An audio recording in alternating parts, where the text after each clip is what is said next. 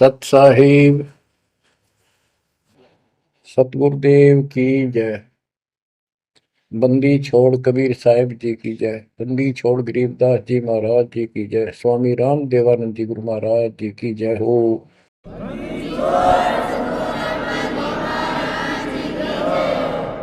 सर्व संतों की जय, सर्व भक्तों की जय, धर्मी पुरुषों की जय।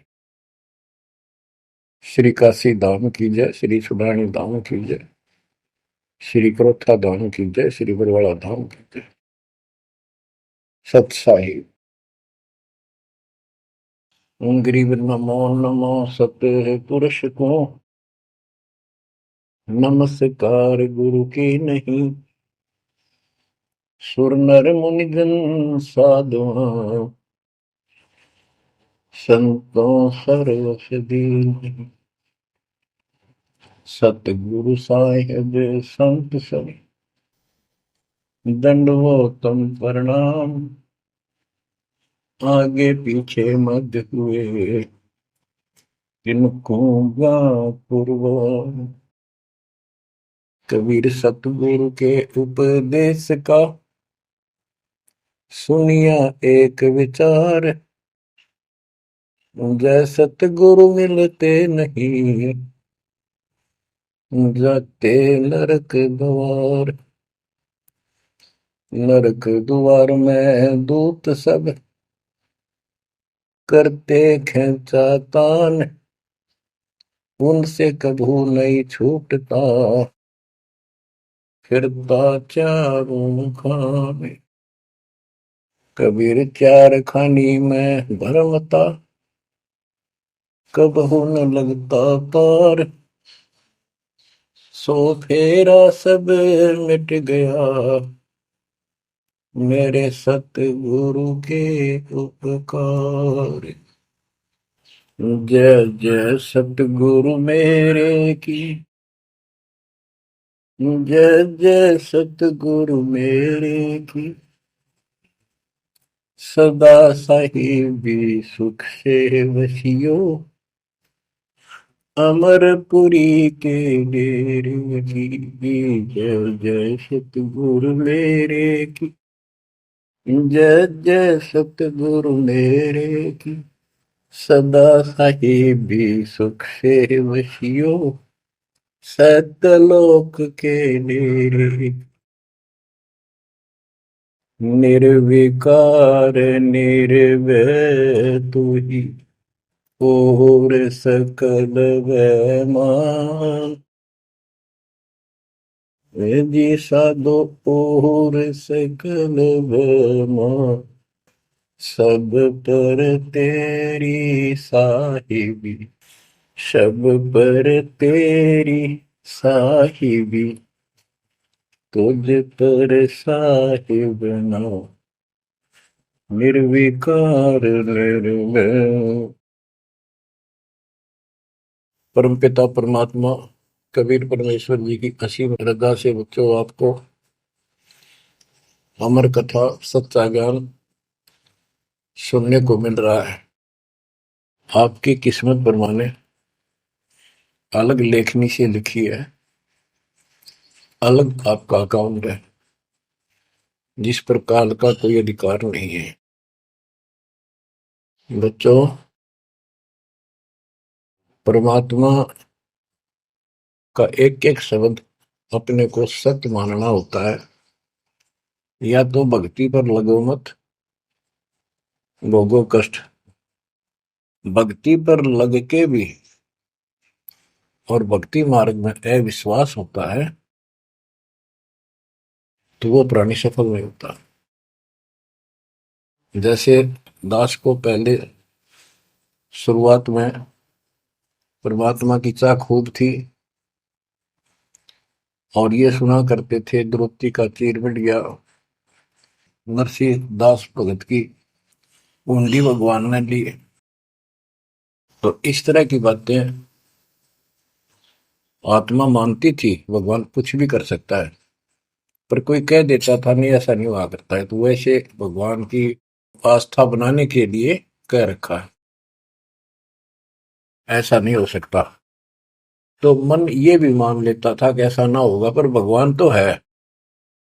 केवल इतना मानकर भक्ति कर रहे थे, दीक्षा भी ले ली थी। और फिर परमात्मा ने ऐसा अजब गजब किया, वो सारी शंका मिटा दी। लोहे की जाड़ी को 1 फुट से ज्यादा बढ़ा दिया, और दोनों को बढ़ा दिया, एक को भी। तो बच्चों, विश्वास बहुत जरूरी है।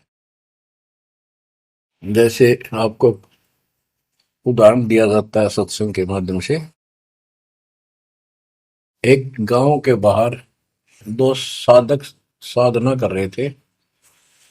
एक 40 साल से बैठा था, आयु 60 के आसपास हो चुकी थी। दूसरा 4 वर्ष से साधना करने लगा था, वो भी घर त्याग कर बाहर आश्रम बना रखा था। तो बच्चों, वैसे तो साधना दोनों की ही शास्त्र विरुद्ध थी। पिछले संस्कार से प्रेरणा इतनी प्रबल हो जाती है कि आत्मा भगवान की तरफ तड़प जाती है, उसको खोज के लिए निकल पड़ती है, और जैसा कोई मार्गदर्शन मिलता है उसी अनुसार अपना सारा जीवन कुर्बान कर देती है। उससे उसको कुछ तप मिल जाता है, बन जाता है, और कुछ सिद्धियां आनी शुरू हो जाती हैं। उससे उसका वह बोलबाला हो जाता है। फिर उसकी मृत्यु के बाद वह एक यादगार बना दी जाती है। वो नरभाग, आप तो नरक में गया, आने वाले उस गांव की कई पीढ़ियों को भी नरक भेजने का सामान तैयार कर गया। आने वाली पीढ़ियां उसी पर मत्था टेक टेक के उस कब्र पे, उसकी मूर्ति पे, और अपनी मनोकामना पूर्ण करवाती हैं। होता किसी का कुछ नहीं, पर वह भावना बन जाए, एकाधिक वैसे सूत बैठ जाए, दाव लग जाए, स्वाभाविक। जो भक्ति ना करते उनका भी हो जाता है, वो तो उसका संसार होता, और वो नियमित उसका कर देते थे। अब हम भी ऐसे ही थे। अब बताना चाहता दास, फिर भी विश्वास बहुत काम करता है। भगवान उसके नंबर देता है अलग से, तो उसकी भक्ति में आस्था अगले जन्म में भी बनी रहती है इस तरह की क्रियाओं से। जो आस्तिक और नास्तिक दोनों क्रिया करता है, वो घर का रहता ना घाट का। एक देवदूत आया करता था ऊपर से, विष्णु जी के लोक से, और वो आकर के उन दोनों भक्तों से काफी देर तक चर्चा परमात्मा की करता था। प्रश्न करते रहते थे, भगवान ठीक है, वहां की व्यवस्था कैसी है। तो वो दोनों, ये देवदूत दोनों भक्तों के पास घंटों बैठ कर जाया करता था। देवदूत से भगवान ने पूछा भी, विष्णु ने, कहा जाता है ये ऐसे ऐसे आपके भगत हैं, बहुत गजब के, कुर्बान हाथ के लिए तो उस गांव में, और मैं वहां बैठ रहता हूँ कुछ देर जाके, आपके ऊपर तो कुर्बान है। तो भगवान बोले, विष्णु जी बोले, मैं भगत तो एक है, एक तो वैसे टाइम पास करे। देवदूत बोला, जी वो होगा जो 40 साल से आपके लिए कुर्बान घर छोड़ के आया हो। तो भगवान बोले, ना, दूसरा जो 4 साल से बैठा है वो भगत है। उसको मुझ पर विश्वास है और बड़े पर को विश्वास नहीं है। ये बात उस देवदूत का गले नहीं उतरा, ये तो हो ही नहीं सकता। तो भगवान ने समझ लिया कि देवदूत की विश्वास नहीं मेरी बात पे। तो विष्णु जी बोले, भाई एक काम करना देवदूत, आज तू लेट जाना समय से, दोस्त जिस समय जाता है, और फिर वो पूछेंगे कारण लेट होने का, उनको फिर ऐसे बताना कि आज भगवान ने समय दे रखा था कि दोपहर को सुई की नोक में से, जिसमें धागा डाल, सुई के नक्के में के सुराख में हाथी निकाल लेगा भगवान, और कहना कि मैं उसको देखने के लिए रुक गया। और भगवान ने हाथी उस सुई के नक्के में के निकाल दिया। वो इसी तरह की क्या, देवदूत पहले उसके पास गया, बड़े के पास, क्योंकि उसको भरम था। तो विष्णु जी ने कहा था, फिर ये देखना वो कौन क्या प्रक्रिया करता है, तुझे स्वयं फैसला हो जाएगा भगत कौन है। देवदूत उस बड़े के पास गया, उसने भी ये जाते कारण पूछा कि क्या बात, देवता से लेट हो गए, आपकी बहुत इंतजार थी और आपके साथ बैठकर भगवान की चर्चा करते थे, अच्छा समय व्यतीत होता था। क्या बात होगी, क्या कारण हो गया, लेट हो गया आप आज? देवदूत ने वही बताया कि आज दोपहर को भगवान ने एक लीला करनी थी, वो देख कर आया। तो भगत बोला, क्या लीला की? कि कमाल कर दिया भाई, हद कर दी। भगवान ने एक हाथी को सुई के नक्के में निकाल दिया। इसको देख कर आया मैंने, इसको देखने के लिए रुका था। भगत बोला, 40 साल वाला देवदूत, देवता, इसी झूठ बोल, किसे गजत जा, ये कभी हो सकता है? सुई के नक्के में का हाथी निकल जा, क्यों झूठ बोल रहा है? देवता होकर ऐसी बात कर रहा था।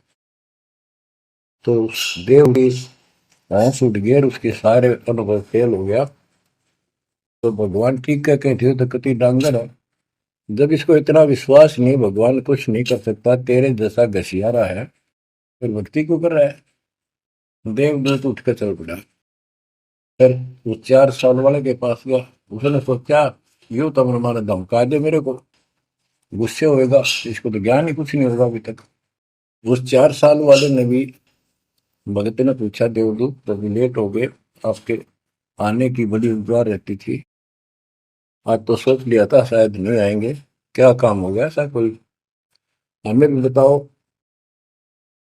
देवदूत बोला, भाई क्या बताऊं,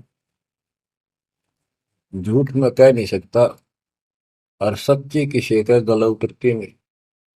भगत बोला, बताओ तो सही क्या बात है? क्या दोपहर को भगवान ने एक लीला करनी थी, मैं उसको देखने के लिए रुक गया।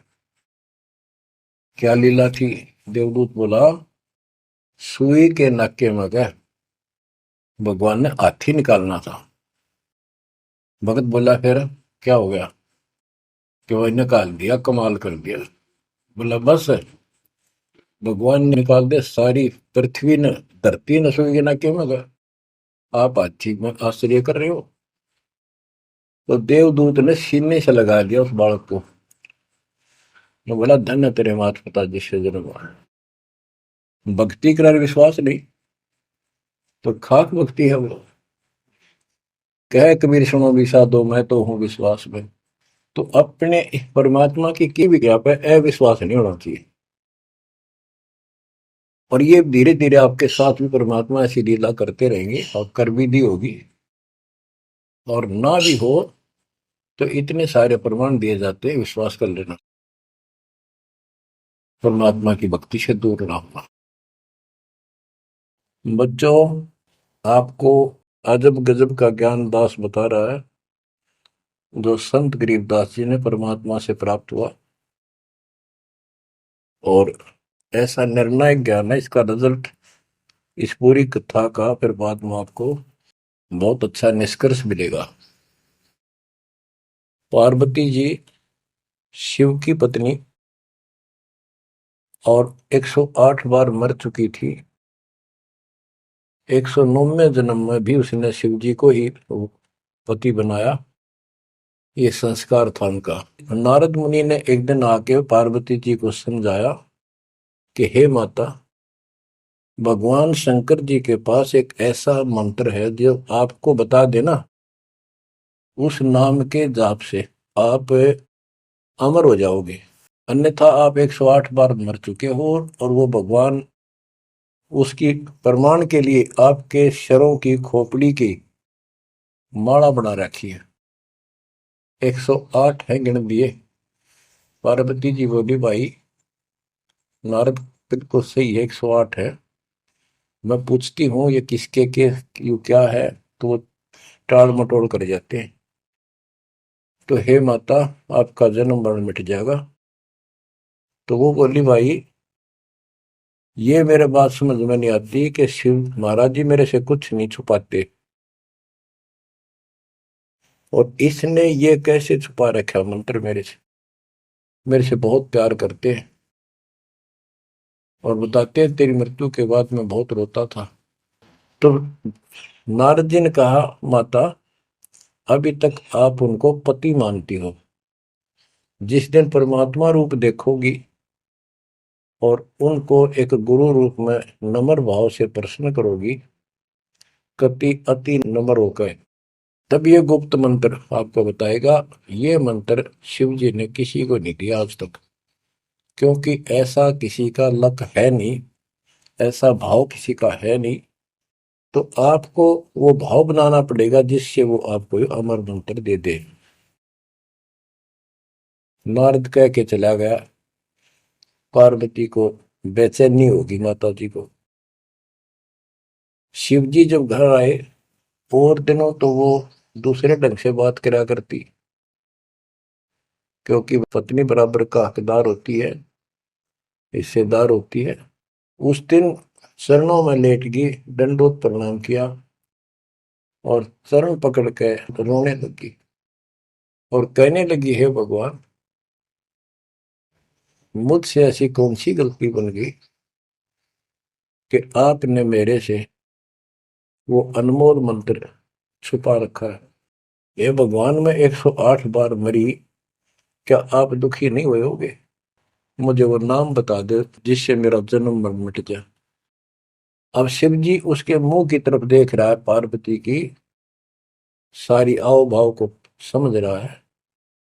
कहने लगा, पार्वती आज तेरे को कौन सा भगवान आत्मा मिल गया जिसने तेरी बुद्धि बदल दी? ये तेरी बुद्धि का ज्ञान नहीं है, तेरे को तो मैं जानता हूं, ये बात तेरे मन में भी नहीं आती थी। मैंने कोशिश भी की, भक्ति किया करो, आप कह देती थी आप भगवान हो, मुझे क्या जरूरत है, मैं भगवान के साथ हूं, मैं उनकी अर्धांगिनी हूं। तब पार्वती जी ने बताया कि नारद जी आए थे, उन्होंने मुझे ये सब बताया। तो भगवान शंकर बोले, पार्वती सुन ले, जितनी बार तू मरी मेरा पागल जैसा हाल हो जाया करता था। एक बार तो राजा दक्ष के यज्ञ में जलकर मरी, तेरे अस्थि पिंजर को उठाए मैं 10,000 वर्ष तक घूमता रहा था, तो आप कंधे पर रख के और पार्वती पार्वती करता हूँ। तो एक सुदर्शन चक्कर आया, उसने काट के तेरे टुकड़े कर दिए शरीर के। जब मैं ठगा सा रह गया, मेरे हाथ कुछ नहीं बचा, फिर तेरा जन्म हो गया, शादी फिर होगी, वह भूल पड़ी। ये मंत्र ऐसा अजब गजब है, ये आम व्यक्ति को नहीं बता जा सकता। भगवान शंकर जी ने कहा कि अब तेरी आत्मा सच्चे दिल से डिमांड कर रही है, अब मैं तुझे यू नाम दूंगा। गरीबदास जी बताते हैं कि जैसे सीप एक जानवर होता है, शंखला सा जैसे एक शंख होते हैं, इस टाइप के मजबूत शरीर का, और उसको सीप बोलते, सीप। वह सीप जो है, गर्मी हो जाती है जब उसको अंदर पानी की डिमांड होती है, मोती बनाने के लिए उसमें प्रेरणा होती है, जैसे पशु में गर्भ धारने की होती है। उस समय सीप समुद्र के ऊपर आ जाती है, ऊपर बादल गरज रहे होते हैं, यदि उसका मुख खुला हो और बारिश की एक बूंद भी उसके मुख में चली जा, तो उससे मोती बनना शुरू हो जाता है। उस बूंद को लेकर शिप वापस समुद्र में गोता लगा जाती है, उसमें मोती बन जाता है। और यदि सीप का वो मुंह बंद हो तो सारा सामान बरस जाए उसके ऊपर, मोती नहीं बने। तो पार्वती को समझाया कि अब तेरी सीप का आत्मा का मुंह खुल चुका है, अब मैं यू नाम दूंगा, असर करेगा। और पहले तेरी सीप आत्मा का मुंह बंद था, इसलिए ये उन्मोद मंत्र ऐसे व्यर्थ नहीं कर सकता था। फिर कहा कि चलो, सुबह सुबह एकांत स्थान पर पहुंच गए। वहां एक सूखा वृक्ष था, पत्ते भी नहीं थे, उसके नीचे बैठ गए और बच्चों वहां फिर दोनों हाथों की ताली बजाई, तो आसपास के पक्षी उड़कर भाज गए, इतना शोर हुआ। और जो अंडे थे वो बच्चे बढ़ के उड़ गए। उसी वृक्ष की खोगड़ में एक खोखले स्थान पर तोते के अंडे थे। वो जो अंडे थे उस स्वस्थ अंडे तो बच्चे बढ़ के उड़ गए। अस्वस्थ था एक अंडा, कति खराब हो गया था, गंदा हो गया था, वो वहीं रह गया। भगवान शंकर को पता नहीं था कि इसमें कोई तोते के बच्चे भी हैं, अंडे भी हैं। उनको मालूम था कि अंडे भी होंगे तो बच्चे बनकर जा चुके होंगे।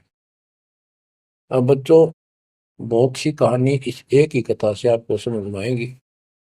जैसे ये क्या करते हैं, भक्ति ना करके मृत्यु के प्राप्त हो जाते हैं, फिर क्या करते हैं, अस्थियों को उठाते हैं, जड़ी हुई हड्डियों को, उनको उठाकर गंगा में बहा के आते हैं। उनका उद्देश्य तो ये होता है कि इसको इतने गहरे पानी में डाल दे कि जो व्यक्ति मर जाता है, स्त्री या पुरुष, जब वो प्रेत बन जाता है तो अपने घर आता है। घर में वो अपने बॉडी को खोजता है, फिर वो जाता है शमशान घाट पे। उसको एहसास होता है कि ये ताजा ताजा जो फूके गए हैं ये तेरी हड्डी है। उन हड्डियों को अपनी मान कर उनके चिपक जाता है भूत, और फिर कभी घर और कभी उन हड्डियों के पास वहां चक्कर काटता रहता है और परिवार वालों को तंग करता है। तो क्या कर, इसीलिए उसको उन हड्डियों समेत उठाकर उसने इसी जगह डालते हैं, उसको भेदा नहीं लगता और वो भटक भटक के चला जाता है। तो बच्चों, अब हमने न तो ये क्रिया करनी क्योंकि हम भूत बनाए को नहीं, हमारी सच्ची भक्ति है और उससे कोई समाधान नहीं हो जाता। तो इसी प्रकार जो दास बताना चाहता है कि मरने के बाद भी उन हड्डियों को भी वो जीव अपना मान रहा था कि मेरी है, उनके चिपक जाता है। इसी प्रकार जो गंदा अंडा हो गया था, वो आत्मा उसका चिपकी हुई थी कि मेरा है। हालांकि वो कति खत्म हो चुका था, कुछ दिनों में उसकी वो सूख जाता, खत्म हो जाता, फिर वो उसको छोड़कर चलती। तो वो आत्मा उसके साथ चिपकी हुई थी। उधर से पार्वती जी को कथा सुनाना शुरू कर दिया, अमर कथा सुनाई। क्योंकि गरीबदास जी कहते हैं, कबीर साहब ने बताया, हम बैरागी ब्रह्मपद सन्यासी महादेव, सोहम मंत्र दिया शिव जी को, वो करे हमारी सेव। तो कबीर साहब ने इन सब को यो अमर ज्ञान सुनाया था, सतलोक वाला, सृष्टि रचना सब सुनाई। भगवान ऐसा है, भगवान ऊपर है, भगवान ऐसा है, वो सबका मालिक है। जब तो मान ली, प्रथम नाम एक ले लिया, किसी को ओम दे दिया, किसी को सोम दे दिया, किसी को श्रीयम हरियम दे दिया, किसी को किलियम। इस तरह इनको अपना बनाया परमात्मा ने। और फिर सोचा था कि दोबारा मैं आऊंगा, अगर इनकी बुद्धि काम करेगी, इनकी आस्था ठीक रही, तो फिर नए सिरे तो मंत्र पहला दूंगा। जब दूसरी बार परमात्मा गए तो इन सब की बुद्धि काल ने फेर दी। इन्होंने सुनी भी नहीं कबीर साहब की बात। तो कबीर साहब वापस आ गए। अब वो ज्ञान शिव जी को था, पार्वती को बताया और मंत्र दिया उसको। अब बच्चों, 5 नाम शिव जी को बताए थे, लेकिन शिव जी विशेषकर एक सोहम मंत्र ही जाप करता है। ये चक्कर ये है कि जो गुरु बताते हैं हम उस पर ना रुक करके फिर मनमुखी जरूर करते हैं कोई कोई। और परमात्मा जी ने, कबीर साहब ने शिव जी को सब कमलों का भेद बताया था। ये योगी था, इससे तो एक कमल भी नहीं सुलझा था, एक भी, और अभी तक नहीं सुलझा है, लेकिन ज्ञान सारा बता दिया था। तो पार्वती को सुनाया जा रहा था ज्ञान, पार्वती यश करती जा रही थी, देखो ये मूल कमल है, आगे चलो स्वाद चक्र है, फिर नाभि कमल है, हृदय कमल है, उसमें ऐसे ऐसे देवता हैं, कंठ कमल में ऐसा है, त्रिकुटी कमल तक पहुंचा दिया बस। पार्वती जी ध्यान मग्न होगी, उसको नींद आ गई, बोलना बंद कर दिया। उधर से वो पक्षी इस कथा को सुनने से वो अंडा स्वस्थ हो गया तोते का, और ओंकार्य बुलंद आ गया। शिव जी ने देखा, आवाज और तरह की आई, पार्वती तो सो रही है, लटके ले रही है बैठी बैठी। आवाज कहाँ से आई? उसने देखा एक पक्षी उस वृक्ष की खोगड़ में, उथोथे स्थान में नजर पड़ा। पक्षी उड़ कर भाग लिया। शिवजी उसके पीछे चल पड़े कि इसने मेरा ज्ञान चुरा लिया। आकाश में उड़ गया, उड़ के पीछे हो लिया। ये तोते वाला जीव परमात्मा की अमर कथा सुनता है, उसमें भी शक्ति सिद्धि आ गई थी। और ये ज्ञान जो है पूरे पहुंचे हुए संत से सिद्धि युक्त और अधिकारी से सुनने से ज्यादा असर करता है। भगवान शिव तीन लोक के प्रधान है, इनमें आध्यात्मिक शक्ति है। वो साथ मिलकर उसकी आध्यात्मिक शक्ति के साथ वो वाणी परमात्मा अमर कथा उसके भी बॉडी में गई, उसमें सिद्धि आ गई। मोक्ष तो बहुत दूर की बातें हैं, ये तो लंबा चैप्टर है, लंबी कहानी है, लेकिन सब थोड़ा थोड़ा हिंट आपको देना पड़ता है, कहीं कभी कोई मिसगाइड ना करते।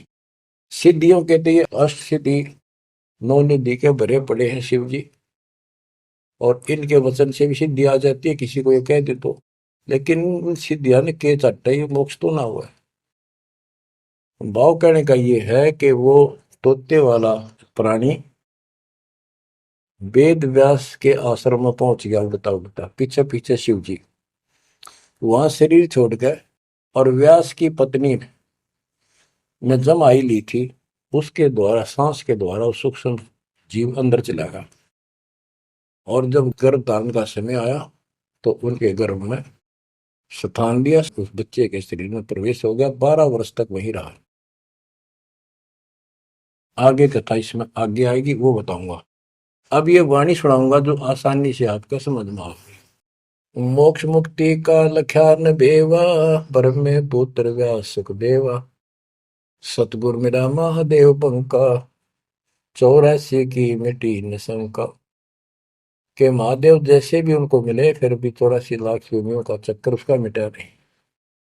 78 जन्म गौरी भरमाई, शिव को रुणमाला गले लाई। अर्ध शरीरी देवी गौरा, जिनका थीर बयानी मोरा। 108 जन्म पार्वती जन्मती मरती रही, और शिव जी ने उसके सिर की माला, सिर के रुंड खोपड़ियां माला बनाकर गले में डाल रखी थी। अर्ध शरीरी देवी गौरा, जिनका थीर भया नहीं बोरा। अर्धंगनी थी शिव की पार्वती, और उसका भी मोक्ष नहीं हुआ। नारद मुनि उपदेश बखाना, गिरजा सुनो मोक्ष पद ज्ञाना। सुन हे देवी गौरा माई, 68 तीर्थ पर भी नाई। पिंड प्रदान किए का बारा, खुला नहीं मुक्ति का द्वारा।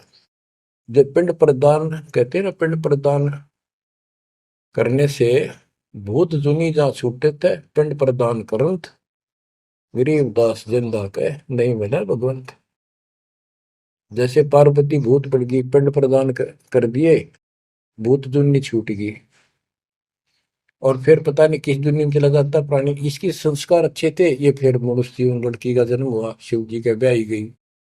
ये पिछले जन्म जन्मांतर की शक्ति भक्ति के कारण मनुष्य जीवन ज्यादा भी हो सकते हैं, लेकिन मोक्ष न होने से फिर 84 लाख योनियों में जाना था। इस पार्वती ने भी आगे भी जाएगी, शिव जी भी मरेगा, पार्वती भी मरेगी, और फिर ये 84 लाख योनियों में जाएंगे।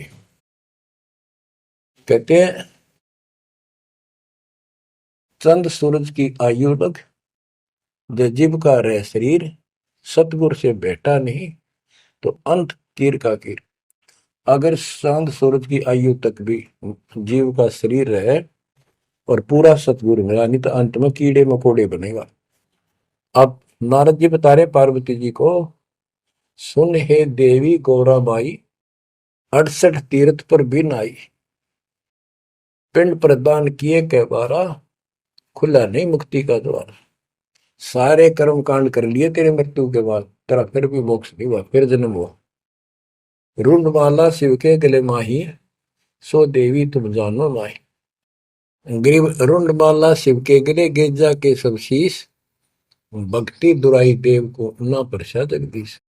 तुमरा देवी रूप विशाला, शिव तो पैर रहे रुंगमाला, भौतक पर लहो हो जाई, लंबी उम्र शिव कलिमाई। दीर्घायु शिव है अनुरागी, तुम देवी गौरी दिल त्यागी।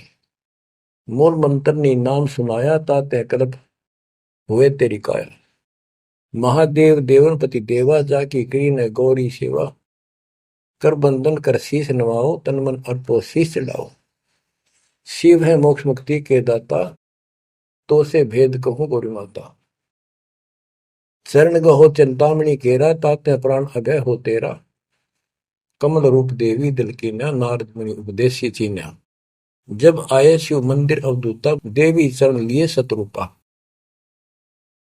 अब कहते नारद के कहने से पार्वती जी ने, गौरी देवी ने कतिक पाक साफ दिल कर लिया, कमल की तरह। कमल के ऊपर कोई मैल नहीं होता, ना कोई धूल टिकती है, ना जल टिकता है, ना कोई कीचड़ टिकता है। तो ऐसा साफ दिल किया। और जब शिवजी घर पर आए, उनके चरणों में चरण लिए शत्रुपा, सच्चे भाव से चरण लिए। चरण पकड़ रोवत है बाला, मोरे शीश किए रूपमाला। मोसे भक्ति दुराई देवा, मैं जाने नी तुम्हारी सेवा। मोसे भक्ति दुराई स्वामी, हमसे भेद कहो निज दामी।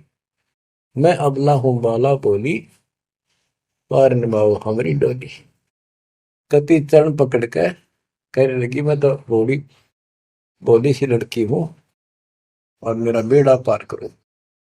बच्चों, ये सारी कहानी आपको मौखिक सुना दी। इन वाणियों में सारा इसी का निष्कर्ष है। अब क्या बताते हैं, गृह मूल मंत्र महबूब का, ईश सुनाओ मोही।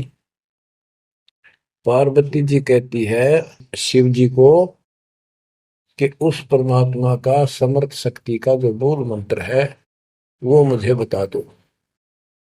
अब इन मूल मंत्र का पता नहीं, जिस भी नाम को ये गुप्त रखते हैं, जो विशेष नाम इनके पास है, उसी को मूल मंत्र मान रहे थे। गृह मूल मंत्र महबूब का, ए सुनाओ मोही, युगन युगन के पातक कटे, छूटे तेंद्र द्रोही। पूर्व जन्म की कथा सुनाओ, मूल मंत्र हमें शिव गोराओ। भूल रही भवसागर हमी, मोक्ष मुक्ति के दाता तुम ही। शिव बोले सुन देवी बाता, को उपदेशी मिला विदाता। ये तो ना ही ज्ञान तुम्हारा, हम सो भेद कहो परवार।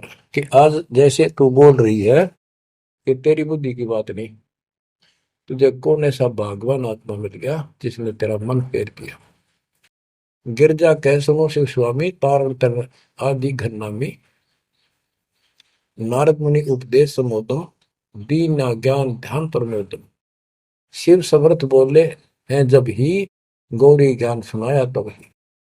कोटि कल्प प्रलय युग बीती, ज्ञान ध्यान सब ही परचिति। तुमरा मन नारद मुनि फेरा, सुनो ज्ञान तुम गौरी मेरा। बनखंड चलो गौरी दीवानी, पंछी सुने न हमारी बानी। ऐसे स्थान पर चलो पक्षी भी कोई हमारी बात ना सुन सके। जब शिवकर से लाई तारी, उड़ गए पंछी नर और नारी।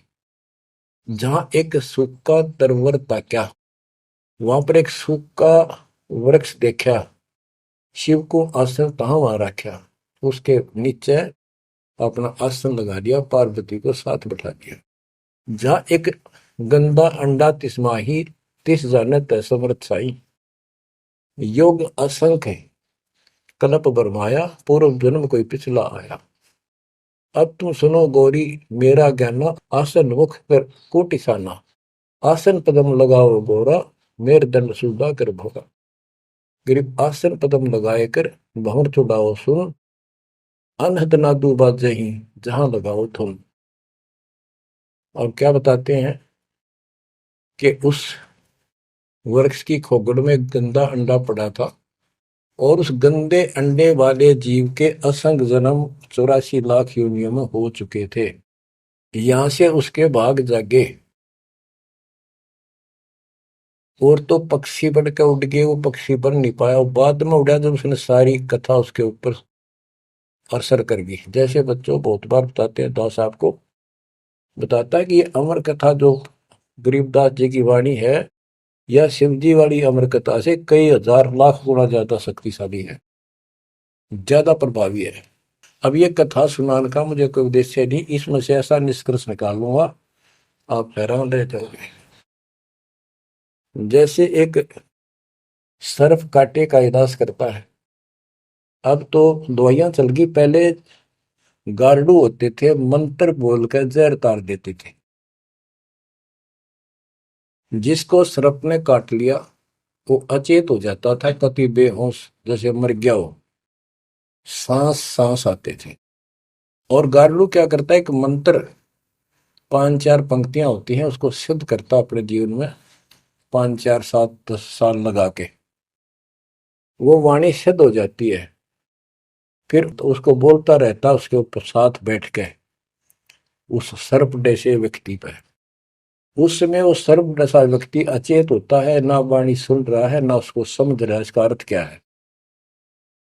तो कुछ समय के बाद वो उस वाणी के प्रभाव से उस शरीर का विष खत्म हो जाता है और वो व्यक्ति जीवित हो जाता, सचेत हो जाता है।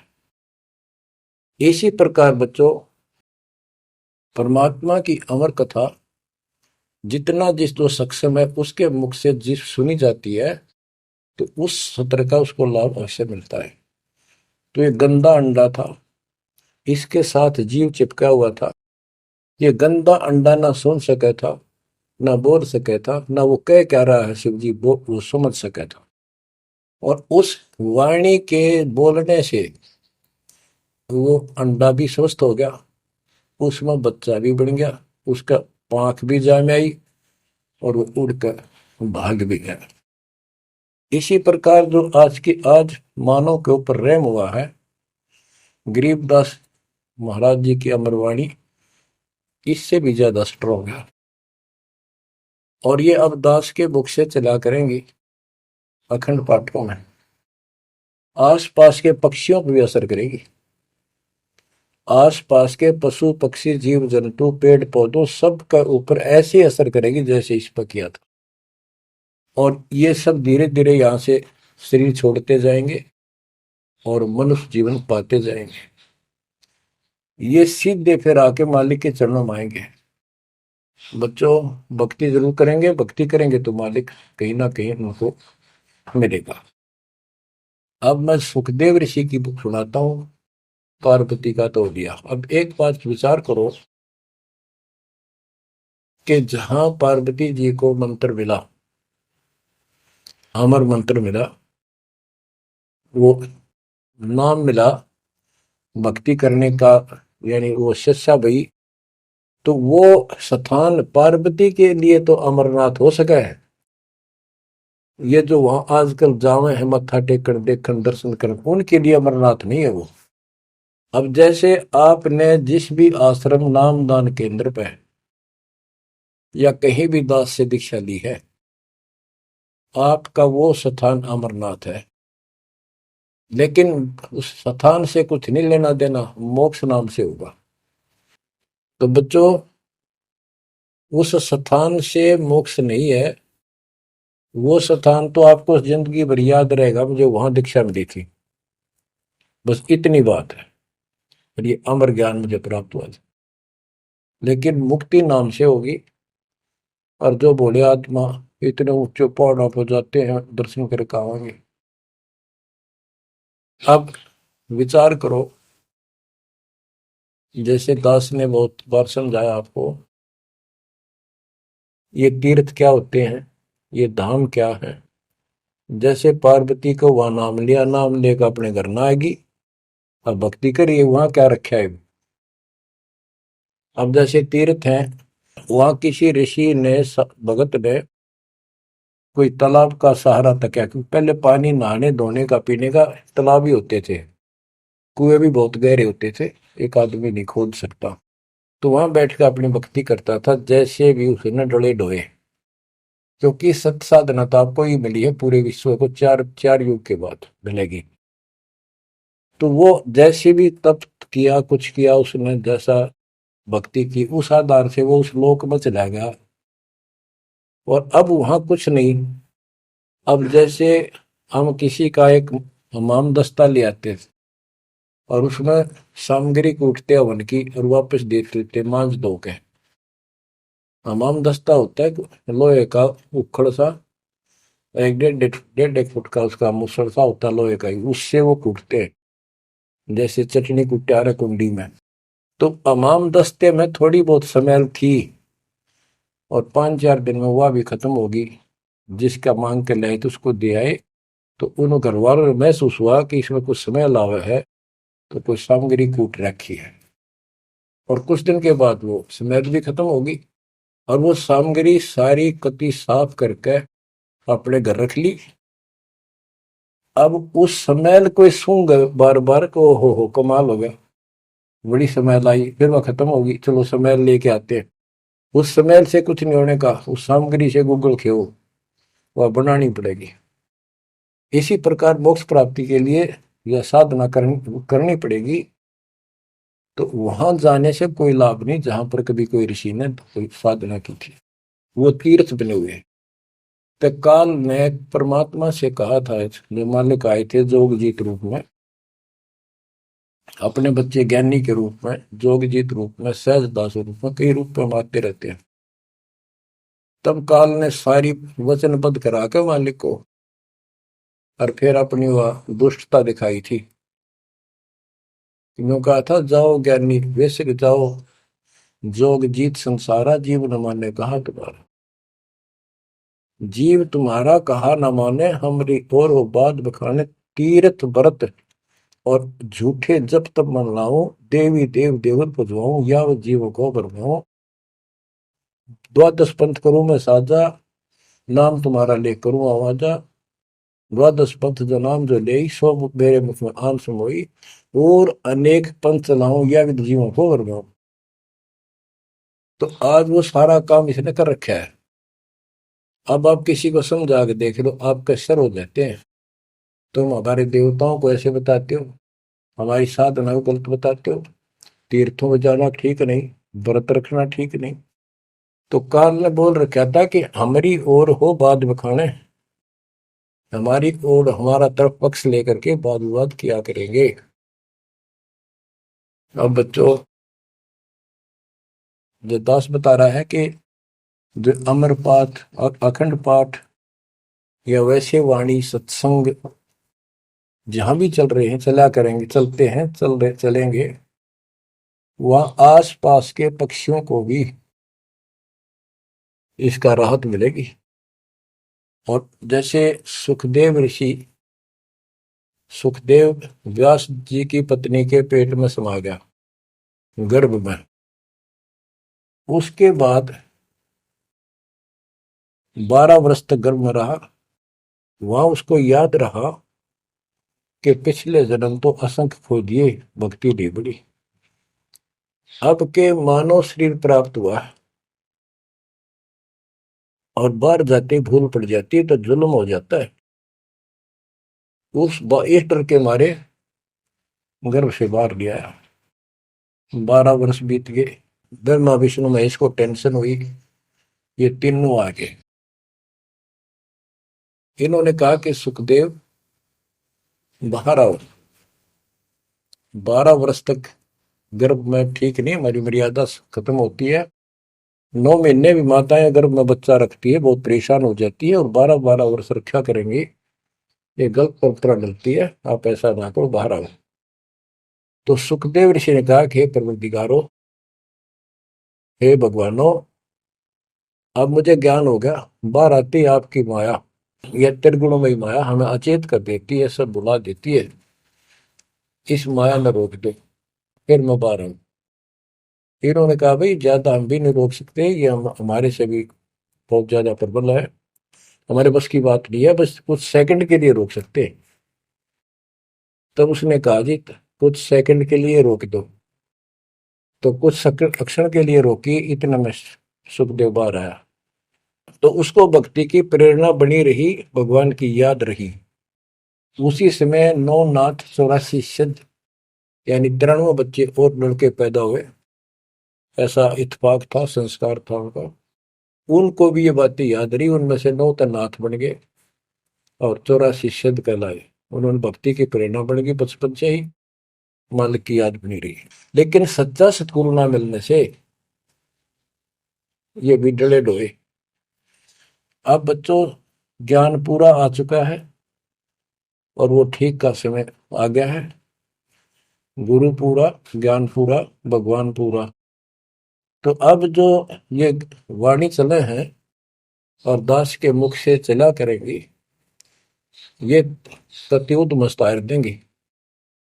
काल के पता नहीं कितने जुगाड़ को तोड़ेंगी, कितने जीवों का उद्धार बनेगा। मनुष्य का तो कहना ही क्या, डांगर डोर पशु पक्षी कीड़े मकोड़ों को भी सहारा मिलेगा इसका। ये इन पुराणों से कथा है और ये आपके सामने सच्चाई इस तरह है। अब तो सुखदेव ऋषि जब बाहर आया, उड़ कर चल पड़ा वहां से। पिता ने कहा बेटा, व्यास जी ने कहा पुत्र एक बार शकल तो दिखा दे। 12 वर्ष इंतजार की, पुत्र होगा। तब उसने कहा एक लेवा दूतम, कोई किसी का पिता नहीं पूतम। पिताजी पता नहीं कितनी बार तू मेरा पिता बन लिया, पता ना कितनी बार मैं तेरा पिता बन लिया। अब मुझे समझ में आ गई है, मैं आपकी तरफ देखूं नहीं, मेरा मोह बन जाएगा।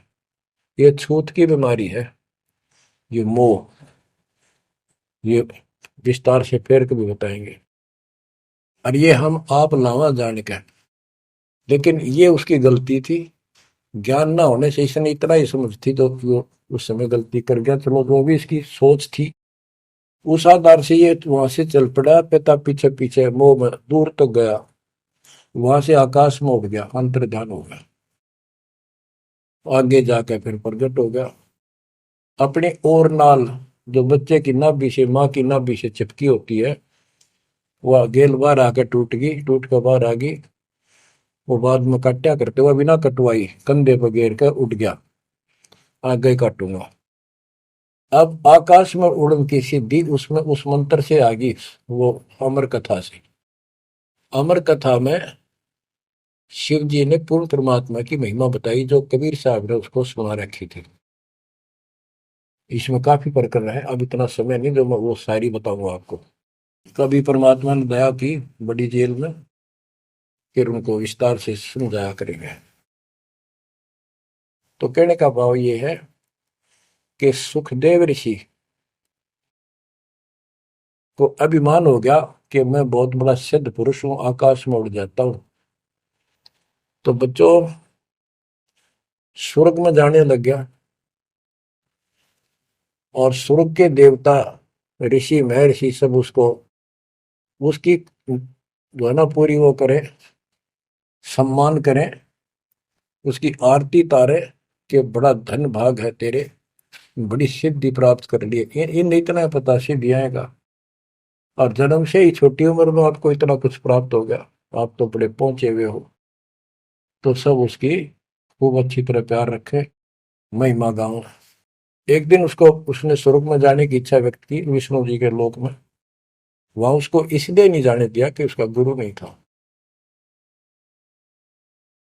विष्णु जी तक बात कही। विष्णु जी ने पूछा कि हे ऋषि जी, आपने गुरु नहीं बना रखा? अगर नहीं, गुरु की क्या आवश्यकता है महाराज, ये गुरु बना रहे वो नहीं आ पाए और मैं बिना गुरु के आ गया।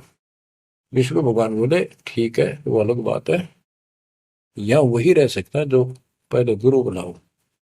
फिर एक बीमारी और अहंकार के, मेरे बराबर पृथ्वी पर कोई गुरु नहीं, मैं बाल ब्रह्मचारी, वहां कोई ऐसा संत नहीं, वह बनाऊं गुरु किसको?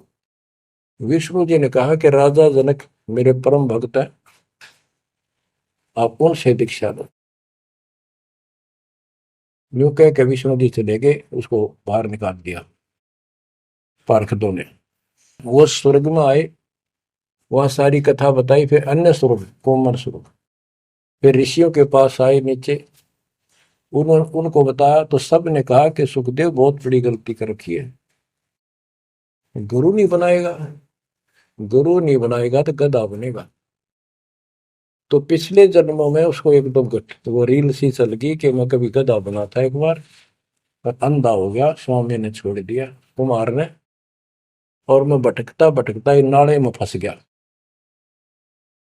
मेरा पुड़ी बना ली लोगों ने, आन जान लागे। मैंने कहा नहीं, भटक के भूखा मर के, भूखा होकर तो मरा, प्राण निकले। उस भय से उसको चिंता बनी। फिर अपने पिता के पास वापस आता है। व्यास जी देख के बड़े खुश हुए कि बेटा आ गया। सारी बात पूछी तो सारी अपनी समस्या बताई पिताजी के सामने। पिताजी ऐसे ऐसे बात है, भगवान ने कहा कि राजा जनक को गुरु बनाओ। तो व्यास जी, क्योंकि जितने भी महापुरुष है वो एक सुर में बोलते हैं, उनको इतना ज्ञान तो है, गुरु बिन बात नहीं बनती। उसने विशेष ज्ञान तो सुना नहीं था, वो बैटरी चार्ज होगी, उसने उड़ा उड़ा फिर था, उससे ज्ञान था ही नहीं इसको। तो व्यास जी बोले, रे बेटा, मैं तो खुश था, चलो बेटा ना मेरे पास आया, पर न्यू चर्चा तो चल रही है व्यास का बेटा इतना पहुंचा हुआ है, अब तने गुरु नहीं बना रखे, मैं तो तुम्हें कमाल कर दिया। तो दो कोड़ी का जीव नहीं, कल नहीं ये तेरा प्राण छूट जाएंगे या बैटरी खत्म हो जाएगी और नरक में जाएगा बेटा। गुरु बिन बात पड़ती है।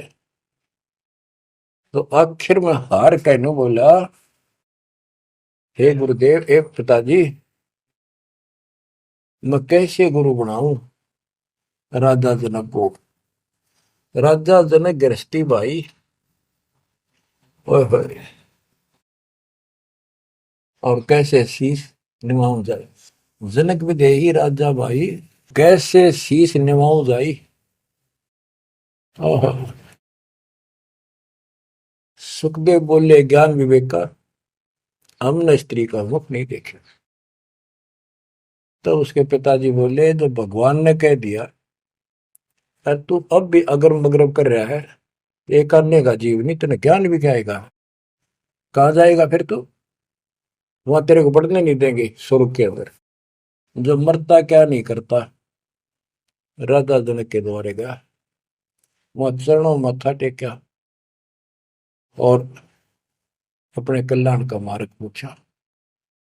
बच्चों, क्योंकि यहाँ समय बहुत कम मिलता है, इससे बहुत सी जानकारी होगी आपको, अजब गजब ज्ञान होगा। क्योंकि अभी तक दास ने आपको केवल प्रमाण दिखाए, सारे ग्रंथ सुन जाए और एक नंबर का ज्ञान आपके हृदय में जमा दिया कि जो दास कह रहा है वो सारी सच्ची है।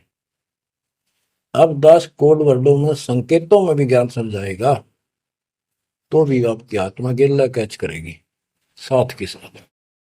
गरीब गोता मारू स्वर्ग में, जा बैठो पाताल, गरीब दास ढूंढता फिरो अपने हीरे मोती लाल।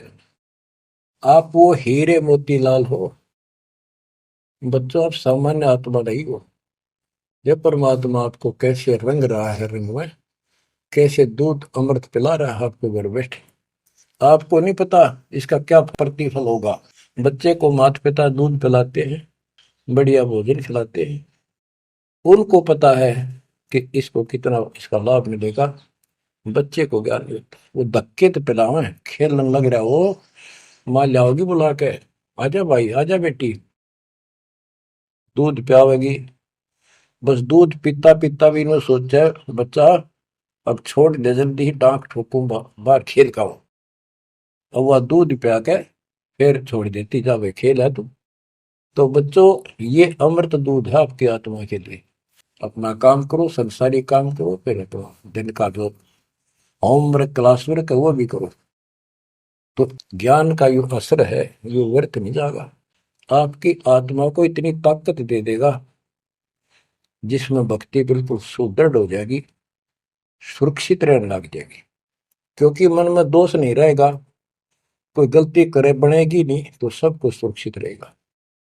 आपके मोक्ष के लिए परमात्मा ने कसर नहीं छोड़ रखी, जो भी संभव व्यवस्था है वो सारी कर दी है। बच्चों, तुम भी दया करियो, रहम करियो उस परम पिता पे। और इस दास की उम्र देखो, और दास कहाँ है 9 साल से, ये देखो, और यहां से आपके लिए क्या कर दिया उस दाता ने। उस मालिक को देखो ध्यान से। आप बालक नहीं हो, आपकी आत्मा में समझ आ जानी चाहिए कि ये क्या हो रहा है। कुर्बान हो जाओ, संसार की भूल जाओ बातों को। जो ज्ञान हम देते हैं उसके ऊपर समर्पित हो जाओ।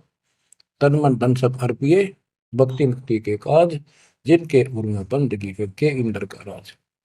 बच्चों, इंद्रिय कर्म न लग लगार, जो भजन करे निर्बुंदरे, गरीब दास जग कीर्ति होगी, जब लग सूरज चंद्रे, जब लग सूरज चंद्रे।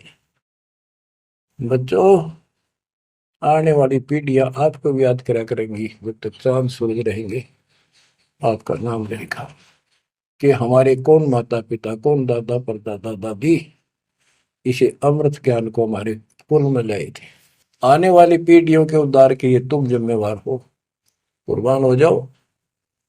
परमात्मा आपको मोक्ष दे, सदा सुखी रखे। सत साई।